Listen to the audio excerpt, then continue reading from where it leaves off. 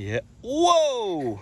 There you go. That's our biggest one. Look at the size of that. Take a look at the purple color of this potato. Now, there doesn't look like there's much in this bed, but under the surface of this hay, well, you can see the remains of the plants themselves. We've got what I hope are some awesome purple potatoes. Guten gardening, everybody. Well, a couple of seasons ago, we had what for the longest time was my favorite potato harvest ever. We got a hold of some purple Magic Molly seed potatoes from our local Jungs, and we grew them in these blue containers. These are blue plastic safe 50-gallon drums that we cut in half. And we had a phenomenal harvest. And so this season, I made the decision that we would try to go back to purple. So I took some of the Magic Molly potatoes that we had left over from last season, ones that weren't too far along in the chitting process, some of the bigger ones, and I planted them in these beds. And today we get to see if it pays to go back to purple. I'll tell you, these are my favorite tasting potato, and I can't wait to see how it did. Fingers crossed, let's get in here and harvest some purple potatoes. First and foremost, it looks like some of our sweet potatoes are climbing over here, so I'm gonna toss those back. I don't want them on the bed right now. We do have a couple of weeds that made their way in here. But you can see I laid down about 2 inches of hay over top of this bed to keep some of the moisture in. You know, remember we were gone for a large part of our summer this year. And so this variety hopefully just took care of itself as best it could. I guess we'll see. One of the things I know, and I can actually see our first purple one right here. One of the things I know about the purple Magic Molly, it is a fingerling potato, but it can grow bigger, that we will get, and this is a great start, we will get a lot of potatoes. We should around this size, maybe bigger. Now, the last time I grew it, the stems were thicker than I saw on the stems of these plants. They were, I mean, pretty massive, but I'm not sure if that's indicative of anything. I'll also show you that this first potato did get above the surface a little bit, and it looks like something came along and gave it a nibble.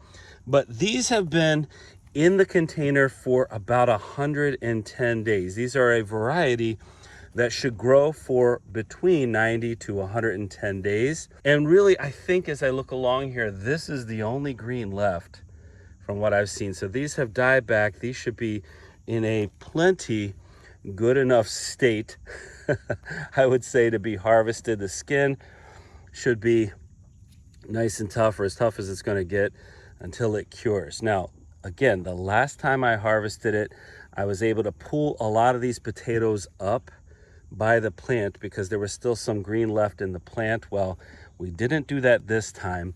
I should show you, there we go, there's another small one here. I guess I should show you the depth of our container here. So it's a half a 50-gallon drum. So at the maximum point here, maximum point of depth, we've got maybe 12 inches, 11, 12 inches, something like that. And so it's shallower on the edges, but that was and has been enough for growing these potatoes in for, you know, since we've been growing potatoes, which last 4 years in these beds. Now, so far, what I'm seeing here, you see that really dark purple? I'm gonna tell you more about this potato as we get into it, but if I rub my finger across here, you can see just how dark. I mean, it's one of the darkest purple, maybe even the darkest purple potato that we have grown here. The Adirondack Blue's pretty nice purple as well. Now I did plant 5 potatoes in each of these. That was the middle potato that I've been digging into, and I think there's some more in here, and you can see what I've harvested so far. Now again, that first year that we grew in here, the harvest was so substantial.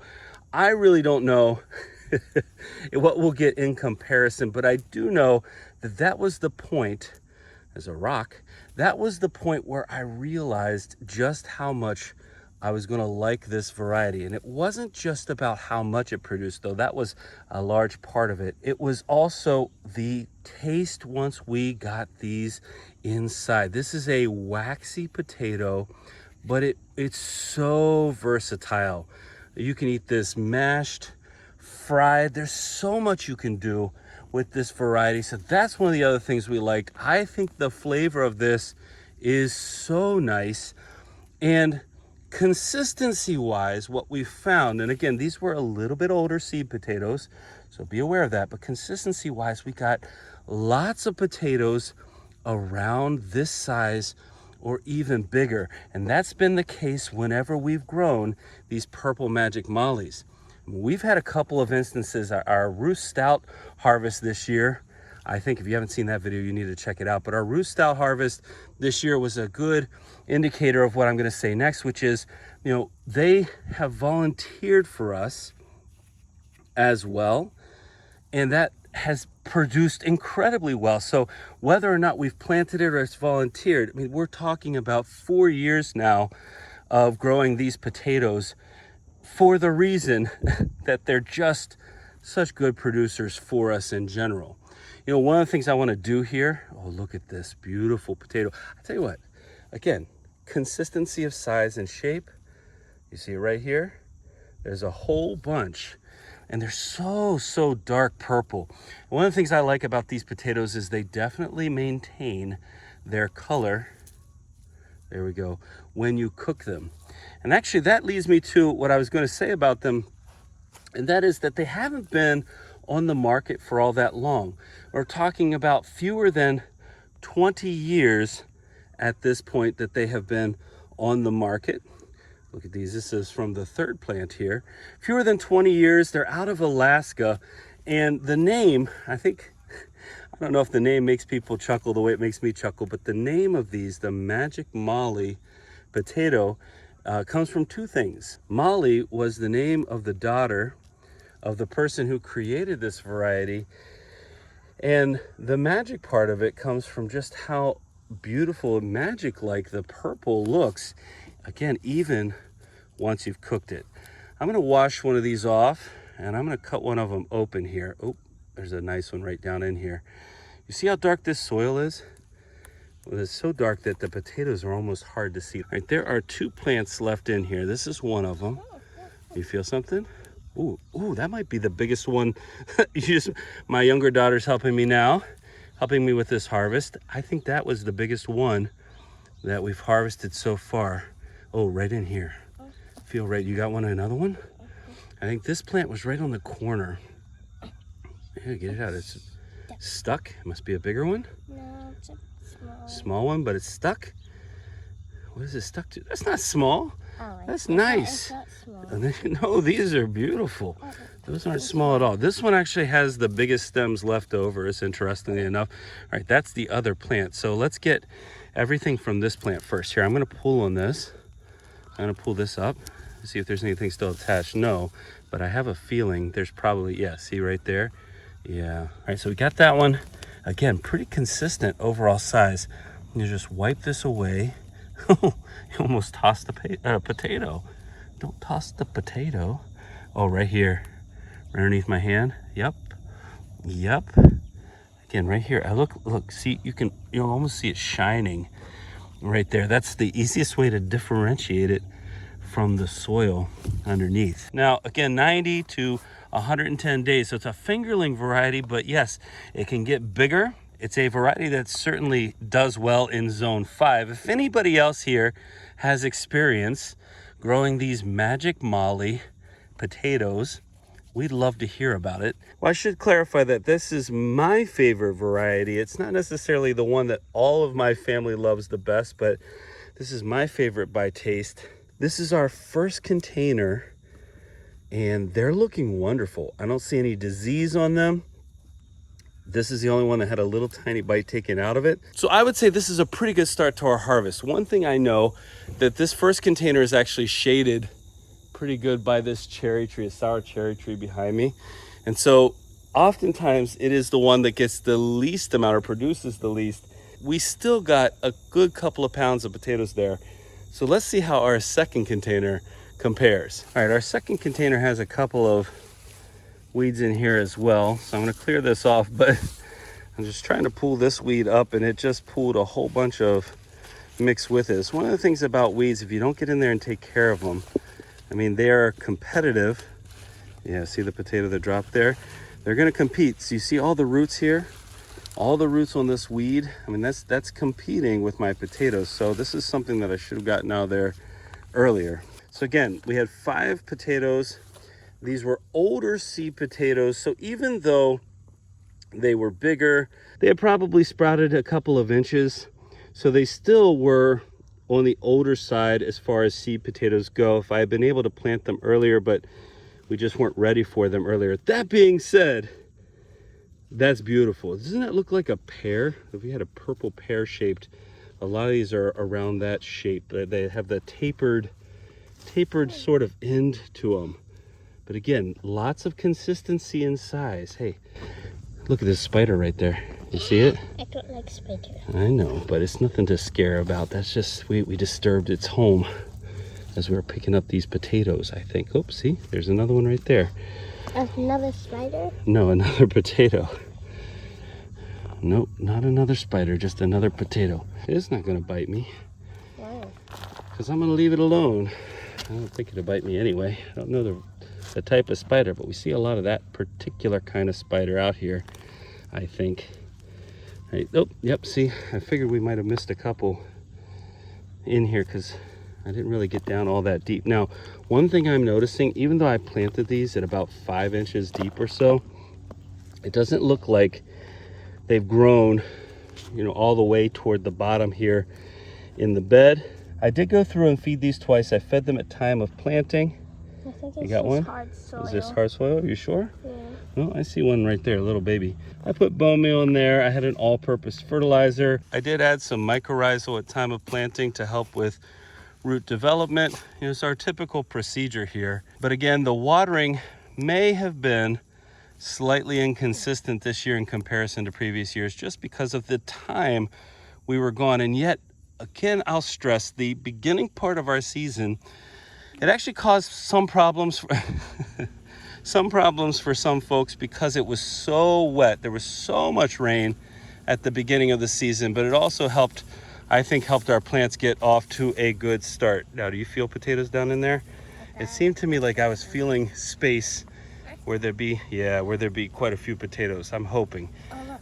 Yeah. Whoa! There you go. That's our biggest one. Look at the size of that. I don't know. There's a little bit of damage right here, but that's a massive, massive Magic Molly potato. And another one. Yeah, I could tell that plant was strong. I could actually feel, look right here, right here. I could feel the space underneath there. It's like caverns where the potatoes were going to be. I just knew it. This is going to be our best plant. That one was planted right in the middle. So that was our middle potato, which doesn't always mean anything actually in comparison, but I'd say we did pretty well with that particular potato. Oh, there's more. No, there's more. It's not done. I said that was big. That was big. That was a massive Magic Molly. This is another one from that same plant. Yeah, they're all really nice size from that plant. Well, I can already tell you. Oh, look at the worm. Beautiful worm. Yeah, you like that? Those worms are so cool. I'm covering in the worm so that he doesn't die. Yeah, well, we're going to put him back in there because we don't want him to die. We want him to keep helping us make some really good changes to our soil. He's going to have a home right there. And give him another home? Yeah. Relocate the worms? Yeah, absolutely. Okay, I think we got all of the Magic Mollies off that plant. That plant was awesome, an awesome producer. You've been harvesting potatoes with me for a long time. Would you agree? Yeah, last couple years, we have a sweet potato harvest. It was your first sweet potato harvest. It was a sweet potatoes grown in containers kind of harvest. I remember that one. You remember that one? That's one of my favorite videos. So maybe not my favorite harvest overall based on what I've talked about in this video, but one of my favorite videos that we've ever done is that video. I'm going to put a link to that in the description. No. I want everybody to see that video. It's so cool. You were a lot younger back then, huh? Have we got any fingerling potatoes in here? Yeah. Fingerling potatoes? Okay, right here should be the 5th plant. So let's get that 5th plant. Dig right down in there. Oh, I feel it right there. There they are. Yeah, they're nice. Yeah, they're nice. They're very nice. What is it? Yeah, they're little baby. A little baby. We're about to hit the cooler weather. So what does that mean? That means that, I mean, the plants would stop growing anyway. The potatoes, well, we'll hope for some warm weather for just a little bit longer for our fall potatoes. Even though fall's right here, these are not our fall potatoes. These have been in here all season, but we're just hopeful for a little bit more time for our sweet potatoes. Those sweet potato harvests are going to be coming up really soon. All right, so yield wise so far, and I'll put my hand down beside it, the first and the second ones are pretty comparable actually. It's just that we had one plant in particular that had some really big magic mollies on there. Now this area has actually been the hardest for me to get back to. And so that's probably why there are more weeds here than there were in the first two beds. But that being said, I'm gonna go ahead and take the hay off of both of these right now. And we've got edible weeds in here. We got lamb's quarter right there, that's edible. We've got our stinging nettle. My daughter keeps reminding me that it's in here because she doesn't want to feel the burn. But we've done videos on both of these plants. We don't need them today, but that's something you should check out too if you're into foraging or learning more about these quote unquote edible weeds. Now, one thing about growing potatoes in containers that I want to show you is there's not a ton of depth here or extra depth for hilling things up. So that's where putting hay over top of here, a decent amount of hay helps a lot. You see this magic molly right here, that was at the surface, but because there were a couple of inches of hay there, I don't see any greening on this, and you can see some greening on these. The solanine damage can definitely occur to these potatoes even though they're purple. And this one poking its head through as well, same thing. It was covered by enough of the hay that we don't have any issues, even though it breached the surface. Man, a bird just flew by me and I felt the wind from its wings. That's how close it came. Man, I don't even know. I didn't even see it. I just felt it. That usually doesn't happen. All right, now interestingly enough, I'm gonna dig my hand down in here a little bit. I should probably talk about the mix in here. I've referenced it maybe a little bit, but this is a mixture of native soil. Our native soil here is pretty clay. This has some cocoa cure in it, but it's a majority of compost, and the compost is several years of compost. Some of it that we purchased, and we actually haven't purchased compost the last 2 years, but some that we purchased, and then some from just our compost bins that we garden in. And so you can see it's actually really nice loose soil. It drains pretty well. It's just that mixture, but this is what, our 4th year of growing in these bins. I will tell you something else that I really like about these bins, and I don't actually know the why behind this, but where we have in the past had trouble with voles eating our potatoes, things like that, they have never, ever really attacked what's in these bins. And when we bought these bins, which we got off of, some of them off of Craigslist, these in particular were definitely off of Craigslist, we spent $5 for these. I think some we paid 10 for, but we spent $5 a piece for these. And these bins are food safe. They originally, these in particular, originally carried vinegar. So these are used by restaurants, and restaurants don't need them anymore. And sometimes people pick them up and then they'll resell them. And I'm okay with that because we get, look at all these worms in here. It's so amazing. Because we get to then take advantage of growing in them. And if these are 4 years old, I promise you, this plastic is so heavy duty that it doesn't show, in my opinion, really any sign of wear. And of course, the way I've got these put together, we actually screwed from one side. Let's see if I can get over here and see it. Yeah, right here. I screwed from one side into the other. And so they're held together. And we're on a little bit of a slope, so I've stabilized them with some bricks. And they just sit out here all year, all winter, all year long. And again, we've done plenty of succession planting in here. There's a lot of food that has come out of these bins for just a little bit of money. One of the things I like about them so much. All right, Oh, right down in here. There's a big one. There's a really nice one. Oh, these potatoes are looking fantastic. Now I'm going to be perfectly upfront with you when I tell you that we definitely, well, so far anyway, we had a bigger harvest the first time we grew the Magic Mollies. So I'm not going to try to stretch any performance here by any stretch of the imagination. And yet, these are still producing so well, even though they were older seed potatoes. Now, we stress this a lot in our growing, in our gardening, and certainly in our harvests, where the quality of the seed, and what we've found is the quality of the seed potato in particular, is pretty important if you want to get a nice harvest.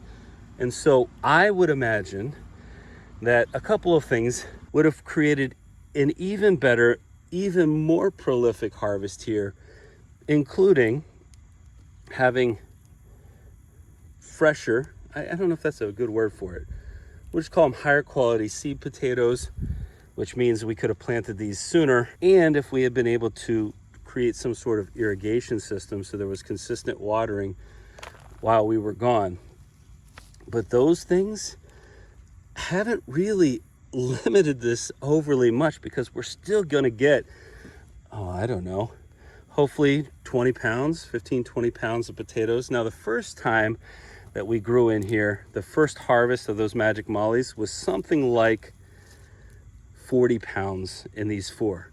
I mean, it was a massive harvest. Look at these beautiful potatoes, though. I mean, they're perfect. One of the things we've struggled with in our beds has been potato scab. I don't see a sign of that on these, though. That makes me so happy, too. I tell you what, our potato harvests this year have just been wonderful. 2 years ago, I released a video where I said our potato crops were devastated 2 short years ago. That video was so painful for me to make because, I mean, we rely so much on potatoes. We grow so many potatoes, and that year, 2 years ago, we didn't. I mean, it wasn't even close. Things that we would normally say perform so well, not only didn't perform, but we were devastated by voles. This season, not only have the voles left our potatoes alone, I don't know about our sweet potatoes, we'll find that out soon enough, but again, the quantity of everything, the size of a lot of our potatoes has been far beyond, in some cases, double what we've seen in even our best years. So if you haven't been checking out our potato harvest videos, I'm going to ask you to go ahead and check some of those out. They're in our We Love Potatoes series. So if you check out that playlist, you're going to see hundreds of videos from over the years, and certainly some really good videos from this season where we show you just how well our harvests have been doing. All right. Oh my. Just uncovering this purple magic. It's so much fun. You know, my daughter was helping me for a while, and she was having a blast, I promise you. But she had to run off and do some other things, so I'm going to finish this by myself. But I guess, really, I'm not actually by myself, because you're here, and you're enjoying this video with me. You're enjoying this harvest with me. Well, at least I hope you're enjoying it. If you are enjoying this video, I'm going to ask you to give us a like. That's always helpful when we're trying to get our content out to as many people as possible. You know, our channel itself has grown pretty well over the years, and hopefully those of you who have been here, whoa, if you've been here from the beginning, you know what I'm talking about. I mean, we've had over 600 videos at this point, 600 plus videos at this point, which, you know, when we started this out, I had no idea how far it would go. We didn't know. We just knew we had a goal of sharing our experiences, sharing our learning with other people. And believe it or not, that's been 4 years ago since we started these videos. 4 years, 600 plus videos, and you all are the reason why we've been able to continue to grow as a channel. By the way, I'd like to take this moment, this opportunity, to send a special thank you to our channel members. Now, as always, our content is free, but if you'd like to join our channel, become a channel member, we always have a link to that in the description of our video as well. And you can see what that's all about by clicking on that link. All right, here we are at the last container. We got a couple that have popped up here to the surface, but most of them are nicely hidden below. And this is really what it's all about for these potato harvests, you know? Just getting in here, unlocking the magic, unlocking all the magic. Whoa, whoa. I just woke up this huge bumblebee. Oh, I'm sorry to make you struggle. It's gonna take off here in a second. Oh, wow. That is awesome. Here, buddy. I'll help you go by. That is phenomenal. Wow, that was shocking. Kind of making me wonder if there's anything else down in here. I gotta think about. I unlocked the toad the other day. I was digging around and I scared myself up. I don't know if it was a frog or a toad. I don't really know much about the difference between them, but scared me. If you watched our most diverse potato harvest ever, if you watched that video, we had, oh, there he goes. Bye, buddy. Wow.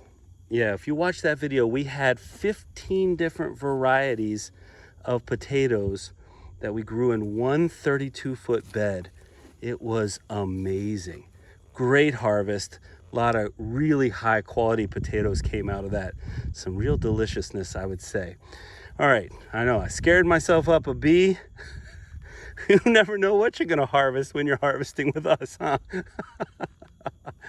Oh man, that was crazy. So these potatoes are probably not as well known. I don't know how Jung's got a hold of them back in the day.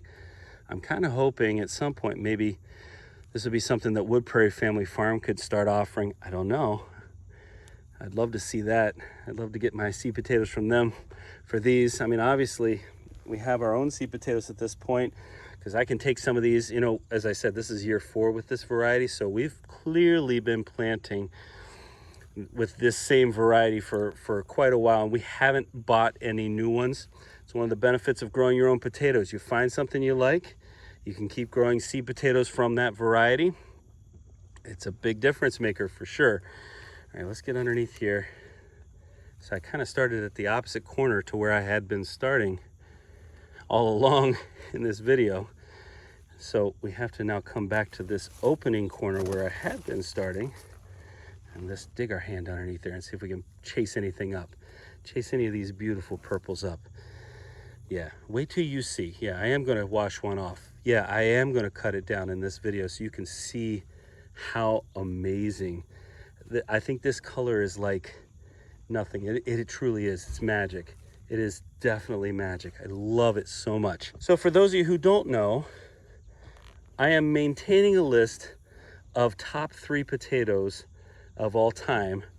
And this is by my taste and does not necessarily reflect the views of every single member of our family, but by my taste and also by the quantity, etc., that are produced.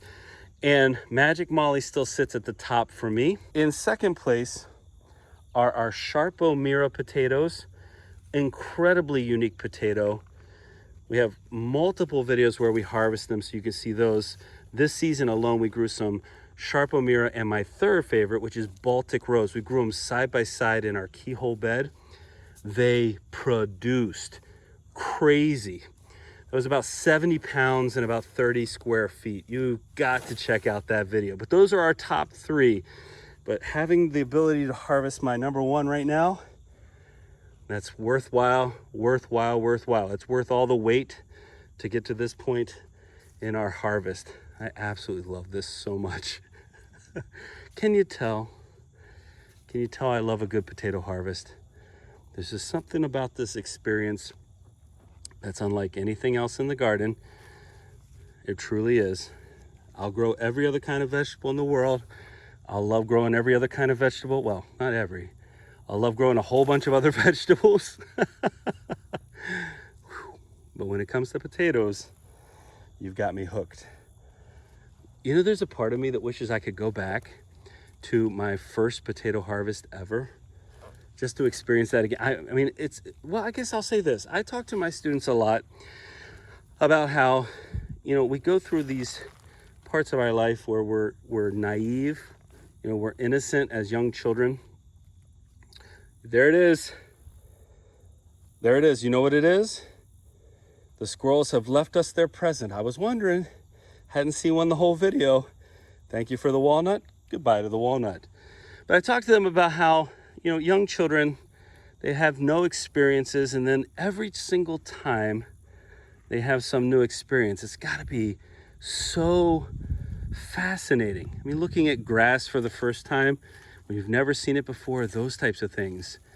The beauty of a potato harvest is every single time you harvest potatoes, it's just like the first time, in the sense that you don't know exactly what you're going to get, and so you can be surprised. And each potato harvest is its own new, unique experience. And so I would argue that, in a way, harvesting potatoes is a good way to bring back a little bit of childhood there, a little bit of childhood wonder as you start to harvest these beautiful potatoes. And again, you get the surprise over and over and over again. And from one plant to the next, again, you never know what you're going to get, so you get to enjoy it like it's brand new. I think that's an amazing aspect of both gardening, and specifically of gardening and harvesting potatoes. And I'm enjoying that little bit of childhood again right now. And guess what? Because you're here with me, you get to enjoy it too. How amazing is that? All right, we're on our last potato of this Magic Molly harvest. And that last potato is not going to disappoint one bit. I mean, really, not one bit. You know, typically speaking, there's usually a bed in here, or a container, I should say, that far surpasses the others. A container that is going to be a much better producer.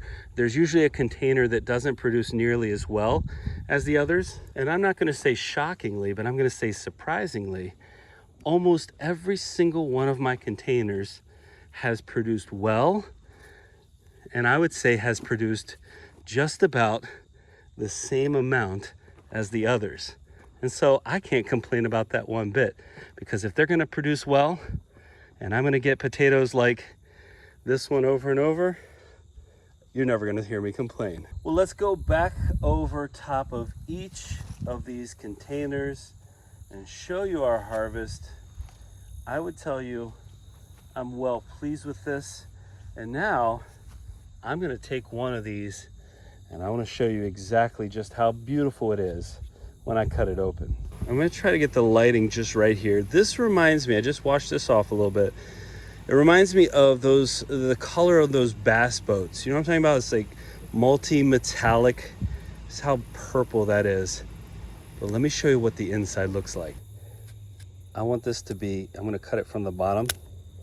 I want this to be something that you remember. All right, you ready to see the inside? Take a look at the purple color of this potato. Is that stunning? I mean, it is amazing, and it keeps that purple color when you cook it. I love it. You know, I think these might even be more impressive now that they're in a single pile. Well, folks, from my point of view, that's what happiness feels and looks like. I thoroughly enjoyed today's harvest. I love getting out here and just bringing back some of that magic.